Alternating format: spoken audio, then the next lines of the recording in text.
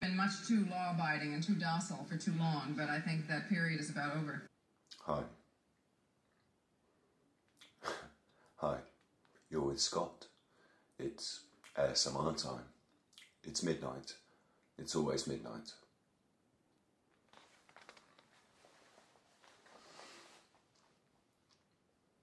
I am recording this in binaural sound, so it does belong on my channel, but really this is a reflection on the recent piece that I uploaded and took down 500 views.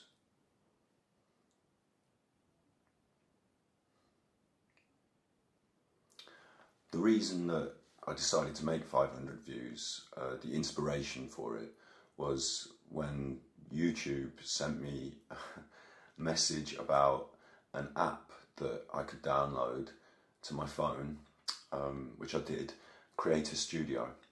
And on the app, it allowed me to view in real time the number of views I was getting on a video.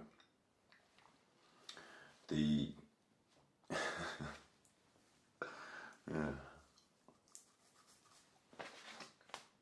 YouTube has been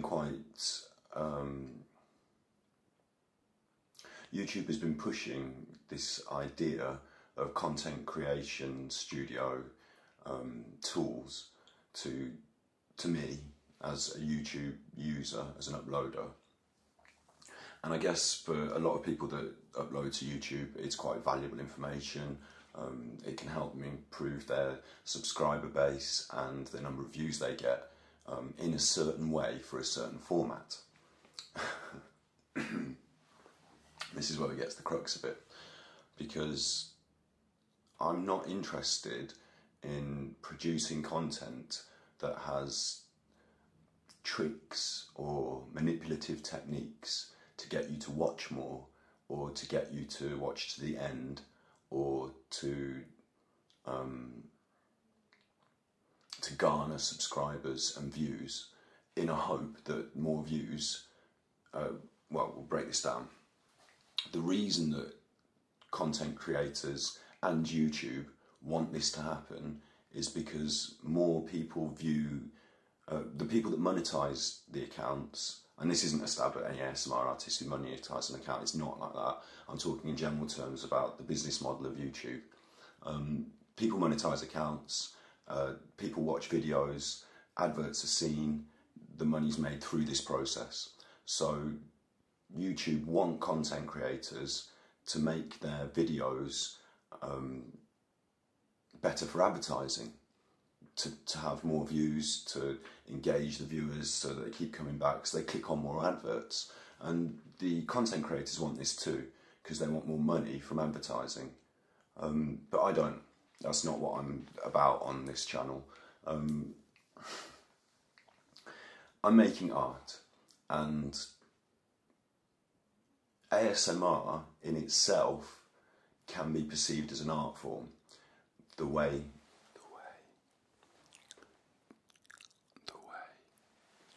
that I perform the ASMR is, of course, intentional and planned, and I've done a lot of thought and a lot of research on psychology, linguistics, you know, a whole plethora of different areas that come together to create an ASMR performance, much in the way that you would do if you were a top chef. You wouldn't just learn about food, you'd learn about the history of food, you'd learn about what food means to different people, you'd know about the psychology of lighting in a restaurant, of how to greet your customers. You know, there's a whole,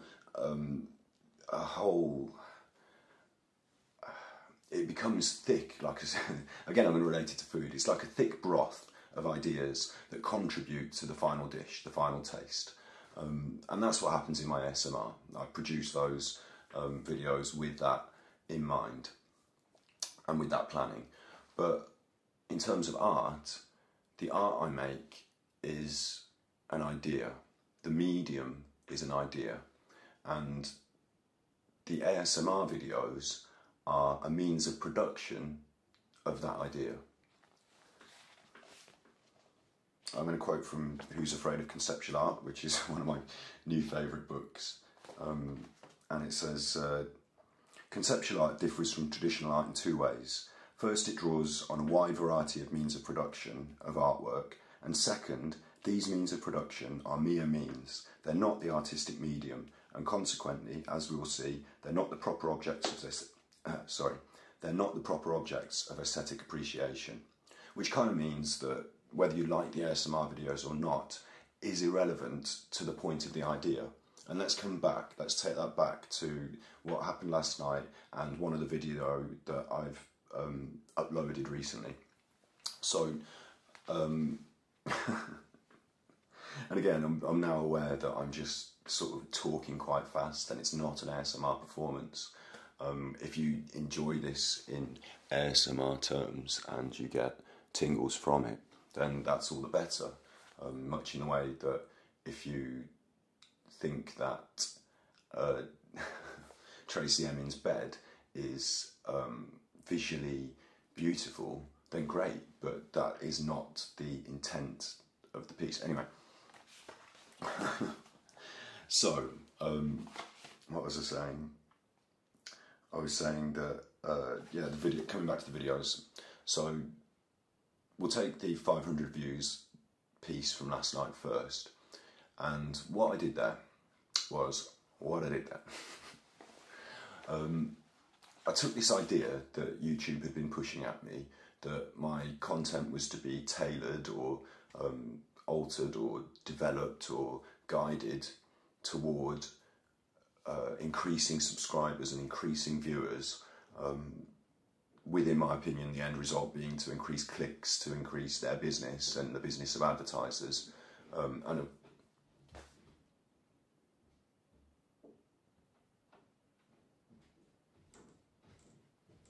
Okay, so it's background noise, but to be honest, this isn't an SMR video, so we can have background noise. And just like I was just saying, it's, you know, this is almost perfunctory, this performance. Anyway, so yeah, what I was saying was that YouTube have been pushing this idea, and I think it's about money and about, I think it's about money, and I'm not into, that's not what I'm producing my content for. So I wanted to make an artistic piece that kind of pointed that out, and also asked this question that I've been working on recently. It was a great opportunity to ask this question about intimacy. So I made a video where I spoke into the camera in ASMR whispers. I explained that it was personal and just for you and me.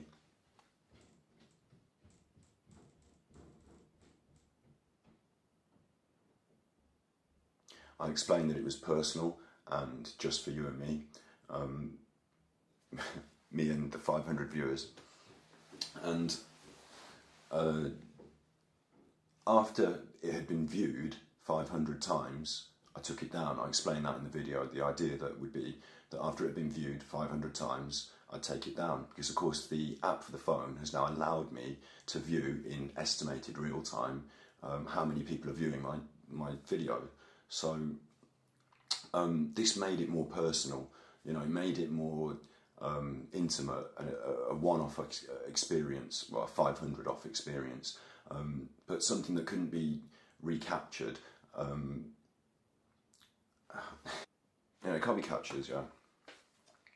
And that experience was had, and it wasn't made to gain a lot of subscribers, you know, it didn't serve that purpose. What it was made to do was to create a more intimate experience between me and the audience, the one person, the 500 people, and I believe I believe that it succeeded in that. In this, I did succeed in my goals here, because the comments came back with exactly that that sentiment, that it was made more special because of it. And I just deleted it, and now it's gone. So that was that, 500 views. So in this way, the artwork has been dematerialised and it can't be captured. But what it did do was it succeeded in its motive of becoming more personal. The comments came back with that sentiment, and the comments came back with that sentiment, and I was pleased with that. I quickly hit the 500 views and closed it down. So it's been done. I believe it was successful, and it was intended to ask a question of how content is created on YouTube and why. And it's quite easy for people to be manipulated and to take a message on board and think it's great because everyone else is doing it. YouTube's pushing an idea at people that content creation should be guided towards this. It's like marketing, it's marketing your videos so that they have things like a call to action. Subscribe. I'd say something like, at the end of this video, something's going to happen, and then it happens. I mean, we're talking about media production and ideas of media production that are perpetuated by the producers of the media, and their goals, their reasons for doing it are money and advertising. And content creation in terms of art, it has different goals and different reasons for existing. And there's so many ASMR artists out there who are doing it for the love and for the art. And obviously my work is ASMR based in this context. So I hope that it's seen by other ASMR artists, because I don't want them to be tarnished by this. I don't want them to be infected by this money craze. This money sickness. What they're doing is beautiful. It's beautiful, The videos, I love other people's videos. This isn't a review video, so I'm not going to get into all that. But what they're doing is beautiful, and YouTube is encouraging people to tailor their content in a different way. It might be a way they want to go, but it's not a way I want to go. And I just want to say, that is the case. And put forward another idea, or raise it into the ballpark of ideas, and that's what the art is. That's what that piece was. So if you see anything about it and you don't see the video, that's because you'll never see the video unless someone recorded it, one of the 500, and it doesn't matter whether you saw it, because you weren't. It's going to sound like you weren't there, but you didn't, just like you didn't go to every opera performance, just like you didn't see every football match live. Some things you experience and some things you don't. And this art piece was like that. And I'm really pleased it went the way I hoped. And now I've made this video to explain that, even though you don't know what I'm talking about. And this comes on to another video as well, another point I was making earlier, which is the video sorting books. It's called Book Sorting, I think. As an ASMR piece, I appreciate why it works. I've designed it to work like that. It's dealing with the ideas of repetitive practice, it's dealing with the sound, and of course that's a layer that is vitally important to me. But it's also dealing with, like somebody commented, intimacy, being in a private place. I'm not going to go into too much detail here, but I love ASMR in bookshops. It's something I've done a lot of thought about, this environment. And so I've made it work as an ASMR piece for those reasons. I'm glad that it does. But the other layer in that, well, not a layer, the nucleus, the core, the kernel of this piece is that, I've asked it in the comments, it's what it's called really, can you organise your thoughts? And by asking the question in the comments and then proceeding to allow people, I want to say space, but I design the space that you're thinking within, to think about their thoughts within the context and space of the ASMR video, cocooning you whilst you think about this. And of course the ideas that I bring up by organising books. and I'm just going to let you think about, well, watch the video and think about how organising books could relate to how you can organise your thoughts.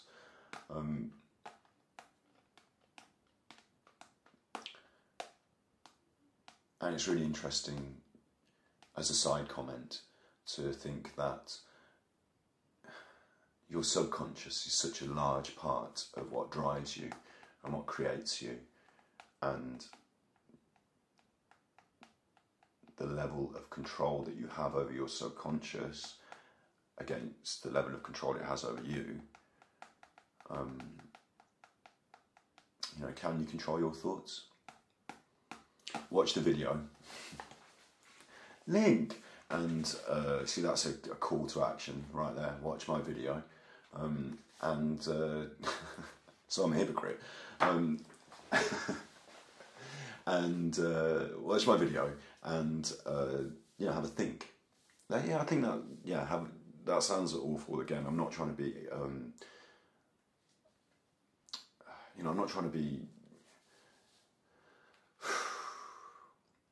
I'm not trying to put my thoughts in your head.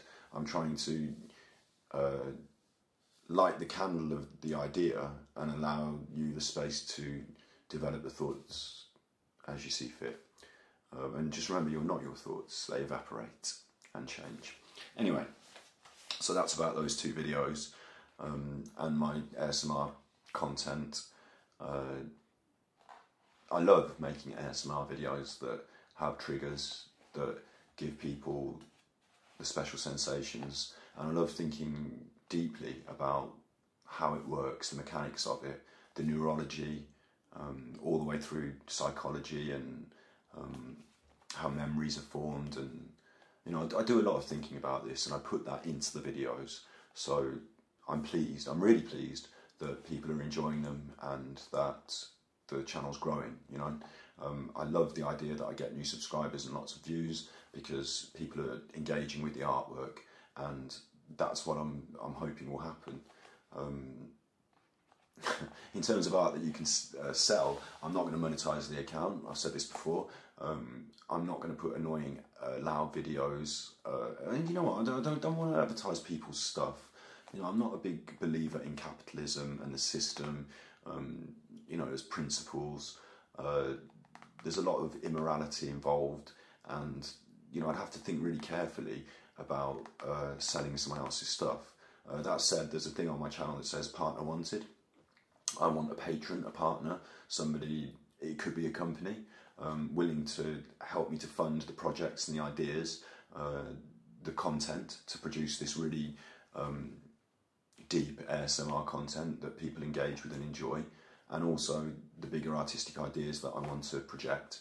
I need finance for that, and I'm quite happy to have an ethical company, a sponsor that I believe in, to help me to fund that. So don't be alarmed and think I'm massively hypocritical here, because I'm not. What I don't want though is for my channel to be hijacked by any old advertiser and to be spoiled by the continual pumping of loud tunes, or buy this, buy that, especially if it's something that's tested on animals or in some other way causes harm to the world through the purchase of it, which, your dollar is important. If you spend it on something that passes on a debt of shame, you have to take on some of that responsibility. So think about where you spend your money and what you spend your money on. And I'm not going to promote that spending of the money, so I'm not going to monetize the account. I've just mentioned there how I could have a partner to help me make the videos. That would be wonderful. Finance is relative. Some people think that 250 quid is a lot of money, and some people think it's not much. It depends on how much money you've got, doesn't it? And I don't have very much, so if someone with a lot wants to throw some at me, great. I said an awful lot in this video. So I'm not going to monetize the account, and I am looking for a sponsor, a partner, to help me to finance the making of the videos. That partner won't be YouTube and the video advertising system. It will have to happen in a different way, and it has to be ethical. Okay, that's cool. I've got that message down now. I want to apologise if I seem more animated, less relaxed. It's very hot, I haven't eaten, and I am a little passionate about things. So yeah. I hope you enjoyed this video. Please click like and subscribe. Share it to all your friends so that every time it's seen, I can get like 0.1 of a penny, and a huge global company can have greater market share and pump their ideas into your eyes at regular intervals, regardless of whether they're beneficial to the positive, regardless of whether they're beneficial to society. And you know, make sure that you make sure that you go and buy stuff, because I'll be, and okay, as a little bit on the end, as it's not going on my ASMR channel, I've always wanted to say this, but I've never felt brave enough to say it because I feel people will take offence. But I will not be doing an unboxing video on my channel, because it would have to be something really special that I wanted to encourage you to buy. I think that the unboxing idea, you know, it's like just selling stuff through. I used to be a hairdresser, and I've got products back there that I'm not going to show you because, again, I don't want to sell them. But you know, it's all about seeding this idea, showing someone something, helping them to, you know, want to buy it. And it's all crap and shit that you don't need to buy. If you need your tools for your projects, then go for it. You know, get the good ones. But you don't need another lipstick of a different. I'm not going to get into that. I didn't say lipstick, but you don't need all, you know, this crap. And me unboxing it and sort of teasing you with it and getting you to want to buy it, that's no good. So I won't be doing that. And I know loads of ASMR artists do it, so they're going to watch what I've just said and they're going to go, oh, he's fucking having a dig, what a twat. But it's not a dig at you, you know, you're doing things, everyone does things because they're taught to or guided to by ideas, and, you know, it's not that I'm judging you for having been fed ideas. You know, we're all brought up in this, well, some of us are brought up in this capitalist system, and it trains you to be a certain way. But I won't be doing unboxing videos, and I don't watch them, and I love the sounds and the noises, but I don't like the upselling and manipulation that goes with it. Even if it's non-intentional manipulation from the artist, they're being hijacked by, you know, company X or whatever. And even if they really love the products, they love products. No one loves products. You love people. No one loves products. You know, they don't make you. You just buy stuff and then it's great and it's new and it's fantastic. And then there's something else that's new and fantastic that you don't have. So you have to go and buy that. And that's what you love. The chain of something new, something fantastic, and having it. And then once you've got it, it's not new and fantastic and you need something else. So, you know, that'll never stop. So you just got to break that chain and put it down, because it's not going to help you. Not at all. And the things that you can love, you know, you can add sentiment to items, and, you know, I love my... there are some items that I own that have no intrinsic value, that have no cash value, but I love them because someone I know touched them, and they remind me of that person. You know, that can be valuable to you. But you can't buy it in a shop and hang it around your neck. So, so yeah, I don't like the unboxing idea and stuff like that. And so my ASMR content has,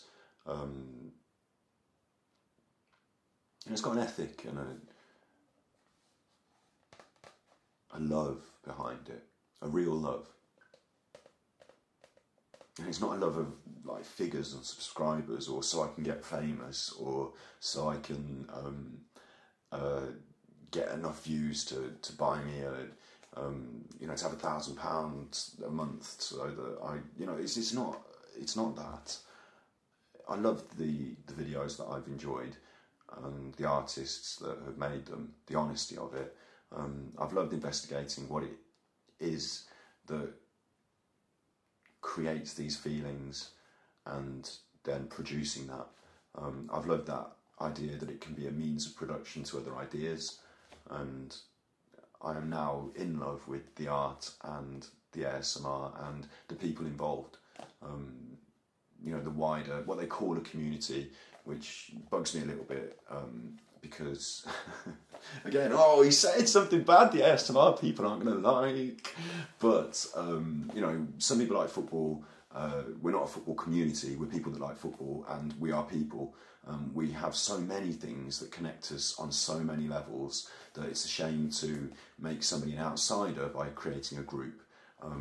And I'm just a person who makes videos, who wears t-shirts, who has hair. You know, there's so many things that we're all a community, we're all people, and we all live in the same planet.